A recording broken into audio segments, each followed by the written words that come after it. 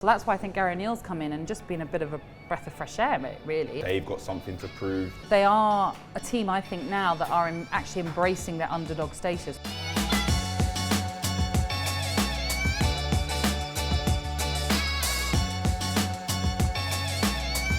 Welcome to the pre-match pint with London Pride. Feels like it's been a long time. I think it's been about a month. We're back here at the Brewery Tap Room in Chiswick. And joining me is Brentford Women's Gaffer, Karleigh Osborne and Natalie Sawyer. Good to see you both. To see you. To see you. Little cheers to the international bees. Obviously, a lot of people playing for their country this weekend and over the week. Brian Mbeumo making his first appearance for Cameroon. And look, he might not have got on the pitch. We're not going to get into it and have a big debate because I'm sure we'll be here a while. It's probably best we keep our opinions to ourselves. But Ivan Toney, you did us all really proud. Absolutely. And I'm sure, look, there's a lot more to come when it comes to international football for yourself. I was thinking about this before we started. There's a lot to discuss. As I say, it's been a month. Yeah. Leeds game, Arsenal game. So I think naturally we should look back at the last game. Unfortunately, Arsenal didn't quite go to plan. It was a strange day anyway, of course, with the tributes to the Queen. On the pitch, it just never really got going for us, did it, Natalie? No, we were very second best, and you have to give credit to Arsenal. They were just brilliant. They blew us away, and maybe that's partly what we didn't anticipate, how good they actually were. It's a game to forget, certainly, but the good thing with Brentford is we don't tend to have the sort of recurring performances. We sort of learn from it and get better, so I can only hope that this weekend that we put the wrongs right and hopefully put in a good performance at Bournemouth. But yeah, it was very what can you say? It's very one-sided, and Arsenal deserved that win, certainly. We've got to give credit to Arsenal, haven't we here, Karleigh? Do you think that break has maybe helped? Or would you rather have get straight back into it and have another game after that kind of performance? Well, I don't want to keep saying our performance because I don't think it was our performance. I think we have to say actually they were unbelievable and could well challenge for the title this year.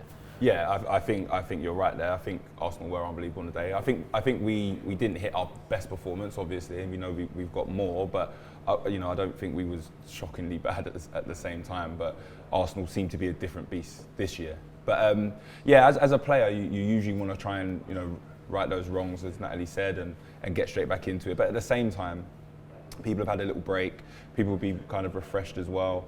There's been call-ups and things like that, so there'll be some excitement coming back and stuff like that. So I think the players will want to get straight back into it now and put in a good performance and go down to Bournemouth and hopefully, like I said, perform well and get the result. Well, one big bright spark from the game was Chris Fadger, obviously making his comeback. And then since in the break, we've seen Ethan Pinnock come back as well. Right, what do we do here? It's Thomas Frank, that's over to you. That's a headache for him. Job, yeah. Oh my gosh. So now we were discussing it just before we started. I don't know what you say here, Natalie. We've got, including Zanka, me, Adja, Ethan, and of course the skipper Pontus. There's options. I guess the first question is, did this play our hand a little bit formation-wise? Do we think now that it's got to be a 3 long term? Well, I mean, in a way, we're not as hamstrung now because you can change things around if you need to. But I actually, like we were saying before we started this, what do you do? I don't know, because Ben Mee's done brilliantly since he's come in. Pontus is our captain, he's our leader, he's brilliant out there on the pitch. Zanka's done well when he's been called into the team.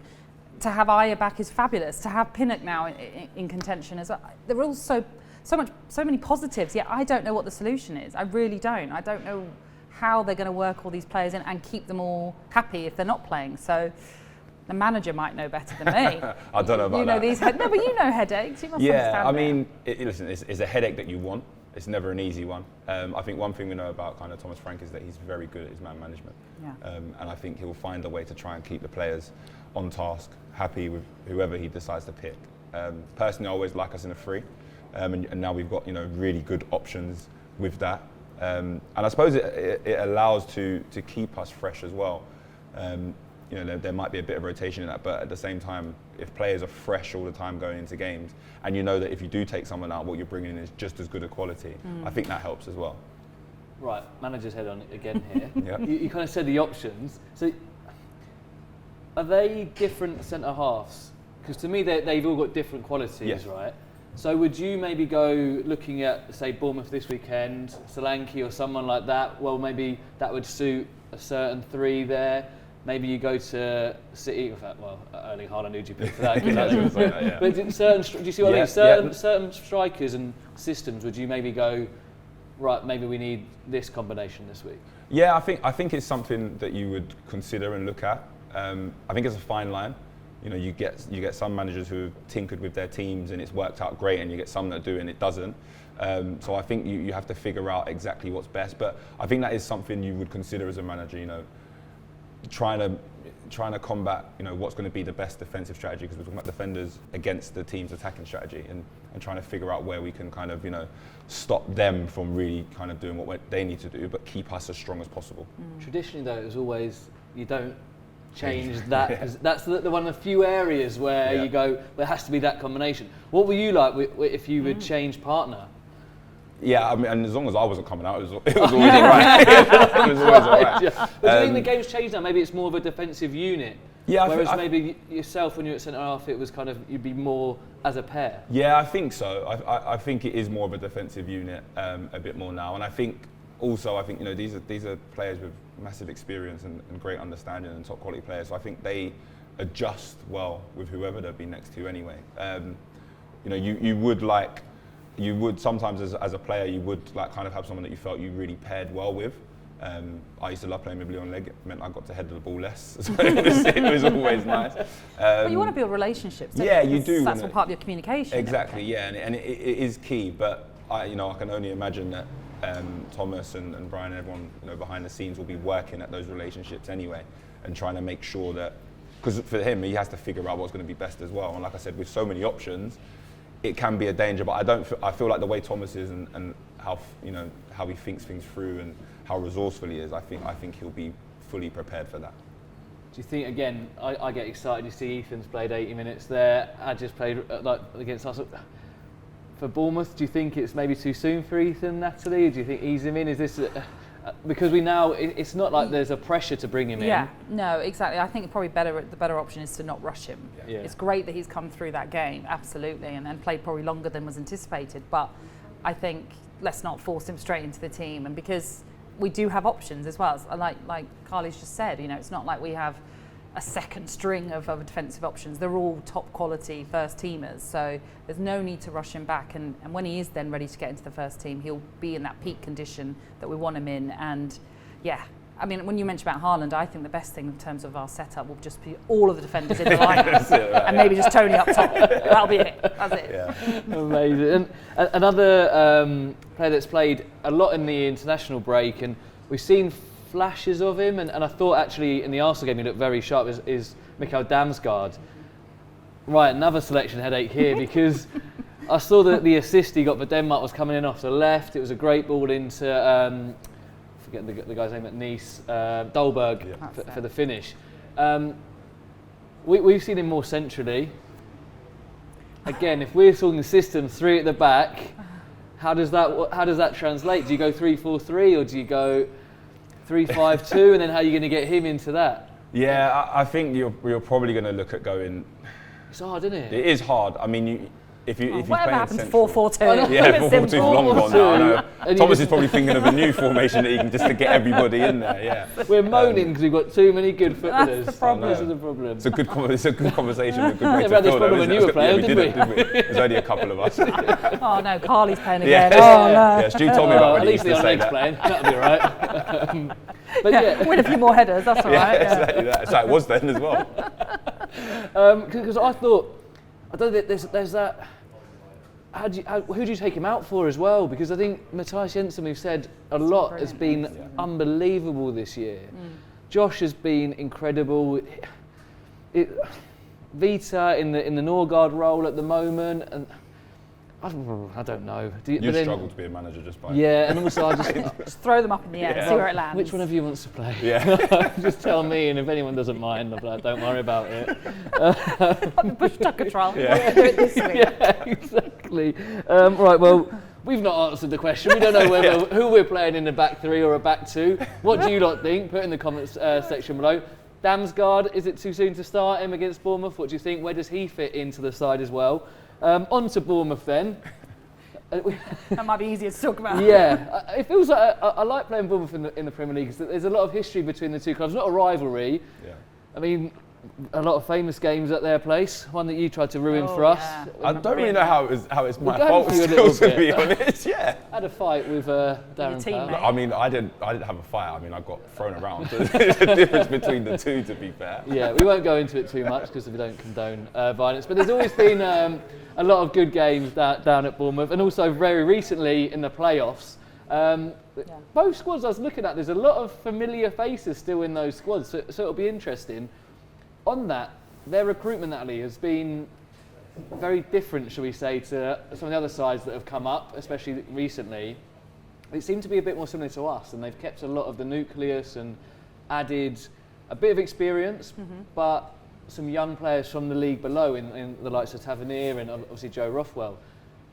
What have you made of the kind of their start and their approach to this year? I think they've been cautious, and I think that's the right way to be, actually, because sometimes you can overspend and it goes completely the wrong way. And we're yet to see, like with Forest, for example, who brought an extraordinary amount of players in. Yes, they had an exodus as well in the summer, so they did have to bring in replacements, but that's not quite working out for Forest. Whereas you look at Bournemouth's form right now, it's brilliant. It's absolutely brilliant, considering that they are a team, I think, now that are actually embracing their underdog status, whereas at the start they probably were a bit like, we're not the underdogs, we're going to do this, we're going to do that. And actually sometimes it's better just to know where you're at, and you become more comfortable with who you are and maybe play to your strengths a bit better. And that's, I think, what Gary O'Neill has brought into this team as the interim manager. I think he's just gone, this is who we are, but we're more than capable of being in a game. And as we've seen, they've shown character, resilience to fight back in a number of matches recently. And I just think it's going to be a real humdinger, because I really think that it's going to be a battle, because they're confident, and we should go there with confidence, even though obviously that last result didn't go to plan, because in the main I think we are still a very solid and really good team. So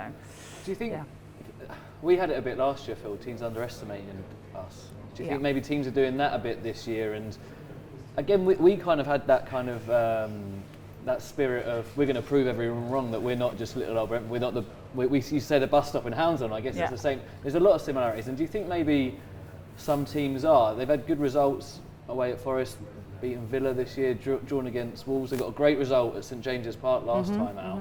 So do you think there's maybe a bit of that in there? Oh, I'm sure, but that's what you've got to harness sometimes as well, and know that teams will look at you and think, well, we can walk over you, basically, and that hasn't gone to plan of late.